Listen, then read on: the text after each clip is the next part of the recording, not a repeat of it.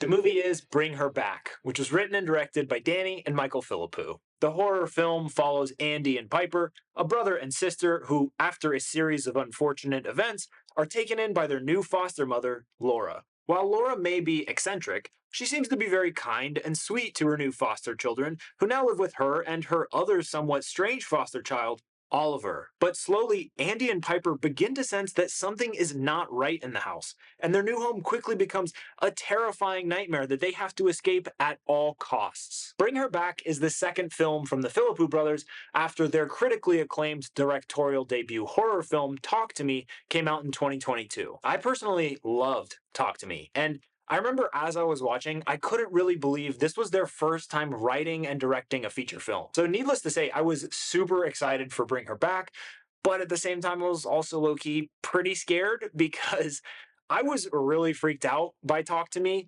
and I had heard that this one was even darker and more disturbing than that one was. Well, I can tell you, I think they actually undersold how deeply disturbing and heavy and grotesque this movie actually is. There's this thing where every time a horror movie starts to get a lot of buzz, you'll typically see a review that talks about how somebody almost vomited or how they actually vomited just from watching the movie. It's so common that I typically just kind of brush that sort of thing off and just view it as a sign that this is probably going to be a very good horror movie.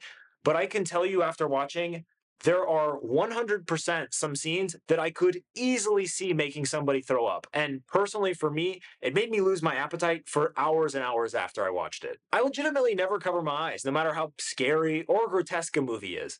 But this one got to me.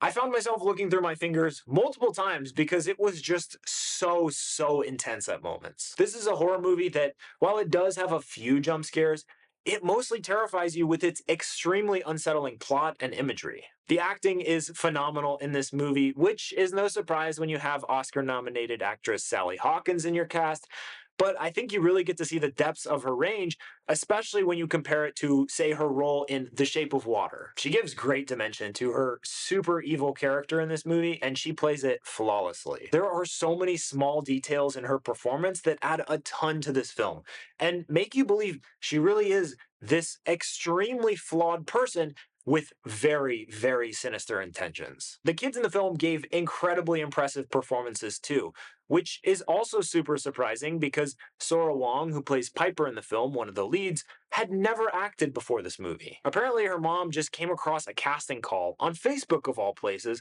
looking for a visually impaired girl to audition for this upcoming movie, and she just decided to give it a shot. And it's no surprise that she got cast because she was spectacular.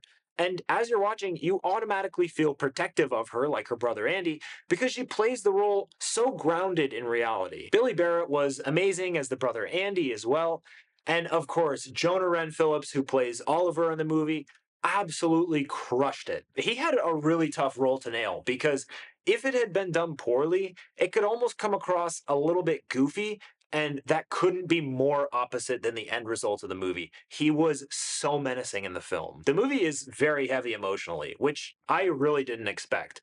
But it makes you feel a lot of different things that you typically wouldn't feel while watching a horror movie. The Philippou brothers really take the show, don't tell approach with so much of the movie, and it gives you so much to think about and dissect after watching. After kind of letting this movie digest for a little bit, I realized there were a ton of details that I had initially missed that add so much more color to the plot and leave a lot of different things kind of up to your own interpretation. This is a thrilling and incredibly unsettling original horror film that features fantastic acting performances, insanely disturbing and haunting imagery, and an emotional roller coaster that will leave you feeling far more than your average horror movie. This is one that you will absolutely want to see in theaters to experience the camaraderie of everybody else in the audience that is also petrified, and to support these tremendous young filmmakers' awesome sophomore film. You can currently catch this one exclusively in movie theaters. So go watch Bring Her Back. If you enjoyed this video, please like it, please share it with a friend, add a comment letting me know what you thought of this movie or what movie you think I should review next, and subscribe to my channel. I put out a movie review each week, so subscribe to stay tuned. Thanks, y'all.